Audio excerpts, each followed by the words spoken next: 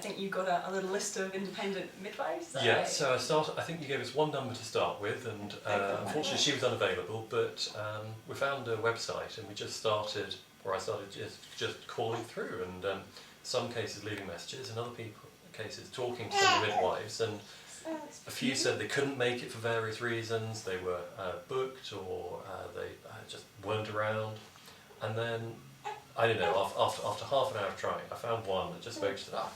Just finished my supper, I don't see why I can't do this, I can be with you within an hour, yeah, why not? And it was just fantastic, it was exactly what we wanted to hear. And she came with another midwife, they were here within less than an hour, and I think we just knew from that point, or certainly I felt at that point, things are just going to work, it's just falling into place. And they turned up and they were brilliant, they were amazing. They were absolutely lovely, they were fantastic. I couldn't have asked for more from them. They were so supportive, they just kept telling me what a wonderful job I was doing.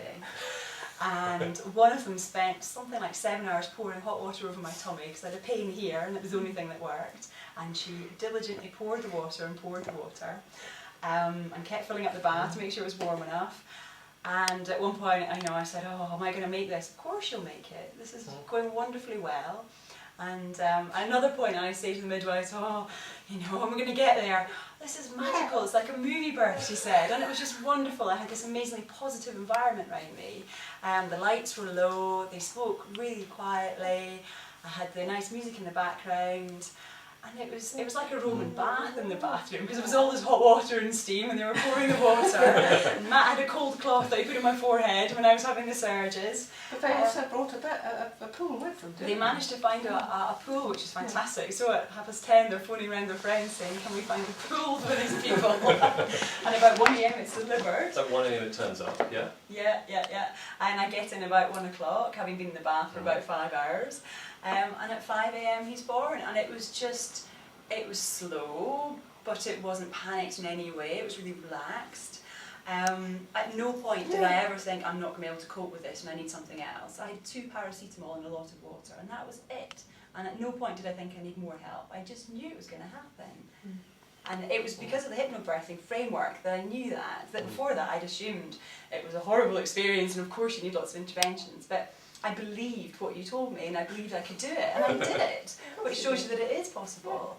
And I felt fantastic afterwards, which is one of the really nice sort of knock-on effects of this, that I didn't need any stitches, the next day I was up and dressed, I've always felt really good. And I think it's primarily because of such a smooth experience with the birth, and being at home has been fantastic. So it was wonderful, it really was. I love the way when you made that decision to stay at home, that immediately you just went and had a nice warm bath. It was a sort of animal instinct to go to a small, safe place and be on your own for a little while.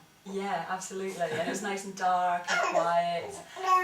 They were proposing having the water pool in the kitchen, and I said, oh, I'd really like to have it here in the bathroom. And they just managed to fit it in. And I remember you talking about people having it in the hallway or in the bathroom. Because it's a small, cosy room, and it's exactly that. And it's up high, so I feel safe. It was the room you felt really comfortable in, wasn't it? And as soon as you sort of went up to that bath, it was like venue or an established labour and things started, wasn't it? Yes, and they came in and said, oh, you're an established labour, you're fine. Oh, okay, finally, things are happening.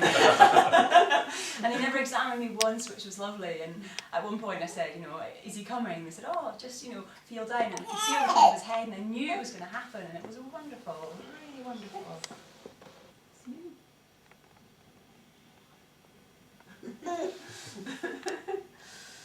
And what was great was then being here afterwards, so we didn't have any stress of being at labour ward or anything like that. We were just here, it was peace and quiet, and after a couple of hours the midwives went home and we were just here with our baby, and that was it. Terrifying, what do you do with a little one, but wonderful. They were back for you later on in the day, weren't they? That's right, so they came back about 6 o'clock. Yeah. And afterwards we were here every day, sometimes twice a day, to help with feeding and these sorts of things, and they were really supportive and lovely. They had a lovely moment during the night where about 3 or 4 in the morning they turned to each other, and it wasn't really meant for our hearing, but they just said to each other, are you happy, or are you enjoying this?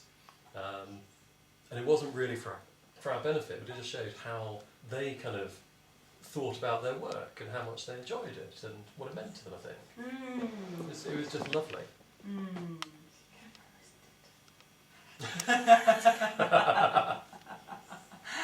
Are we not paying enough attention to you?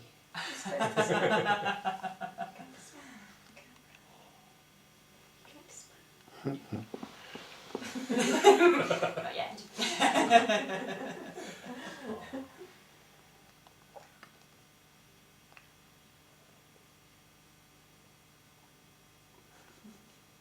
Very interesting, isn't it?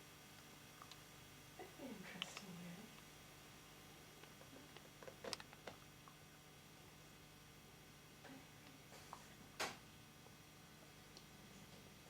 I think he gets bored looking at the ceiling now. Yes, it is.